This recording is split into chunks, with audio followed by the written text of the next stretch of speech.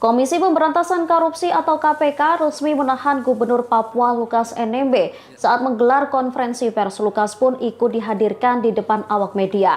Tersangka kasus dugaan suap dan gratifikasi ini tampak mengenakan baju tahanan berwarna oranye.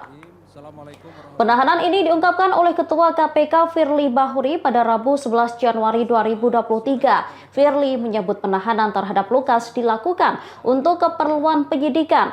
Nantinya Lukas akan ditahan selama 20 hari ke depan mulai tanggal 11 hingga 30 Januari. Ia akan ditahan di rumah tahanan KPK pada Pomdam Jaya Guntur. Saat konferensi pers, Lukas tampak mengenakan baju tahanan berwarna oranye. Ia juga duduk di kursi roda dan dijaga 2 orang dari KPK.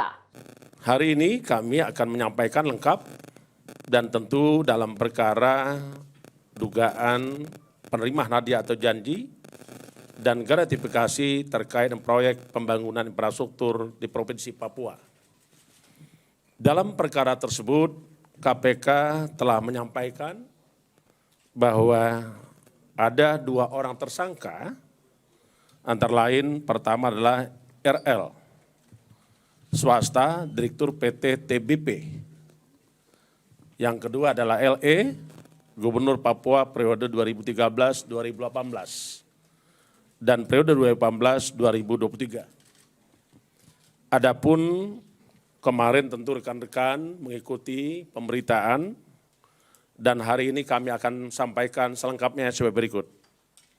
Pada hari Selasa tanggal 10 Januari 2023, sekira pukul 12.30 waktu Indonesia Timur, tim penyidik mendapatkan informasi terkait dengan keberadaan tersangka LE yang sedang berada di salah satu rumah makan di kota Jayapura. Selanjutnya tim penyidik langsung bergerak melakukan penangkapan. Tindakan penangkapan ini dilakukan dalam rangka mempercepat proses penyidikan.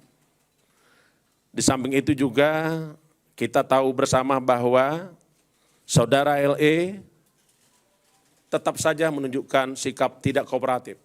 Terima kasih sudah nonton. Jangan lupa like, subscribe, dan share ya.